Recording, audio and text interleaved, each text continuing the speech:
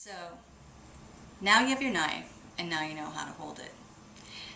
Next thing to do is to learn how to do what I call sticks and cubes. And we're going to try it with Mr. Zucchini because one, it's summer and there are a lot of zucchini around, and two, he's easy to practice on. We start by cutting him in half like that. It's like a little Quonset hut. It's cute, isn't it? So next we're going to make sticks. Now I'm holding either side of the vegetable and I'm starting with my tip and coming down, just like that. So here we have sticks. It's very complicated.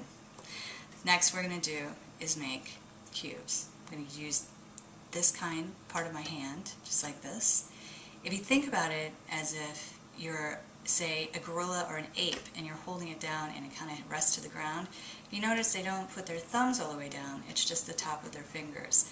You want to be an ape.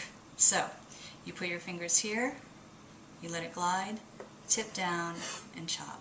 And you kind of use your fingers to help determine how big the cuts are going to be. It's just like that. And all of cutting comes down to sticks and cubes. If you make bigger sticks, then you have bigger cubes and it's a bigger dice. If you make smaller sticks, for instance, like this, you make smaller.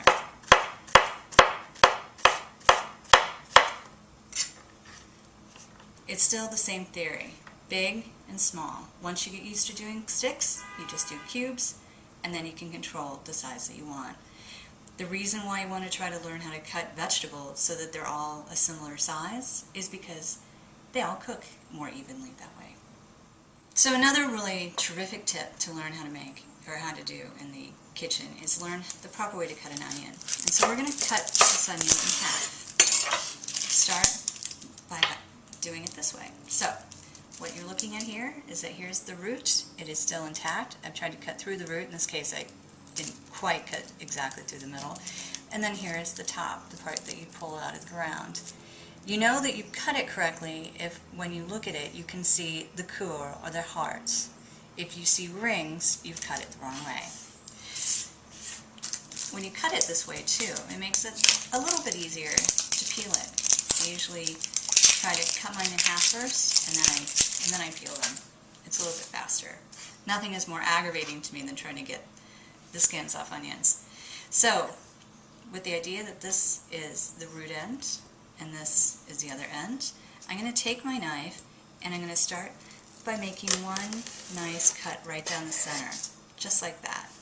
And then I'm going to make additional cuts on either side.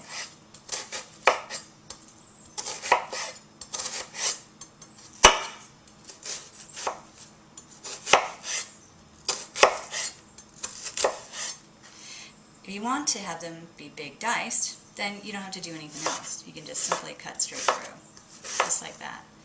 If you want to have a bit smaller diced, you have the option of cutting through the center and then slicing along again. It just makes them ever so smaller. The good thing about this technique, and it's a pretty classic way of cutting an onion, is that it actually keeps a lot of the onion intact and that you're not doing this action. And when you do that action, when you're going what you're actually doing is breaking down more and more of the cellular structure of the onion. If you look at it, it's kind of just like in Shrek. I'm an onion, you gotta peel down to the bottom. And so if you actually go through all the layers, then you'll notice that there is actually a cellular structure to the onion. You can see it right here. The more you chop through that, the more you disturb it, the more that you release the acids in the onion that actually irritate your tear ducts and make you cry. So, a sharp knife, and then doing a good technique like this, it will help to reduce the amount of tears you have. Or at least I've read that somewhere.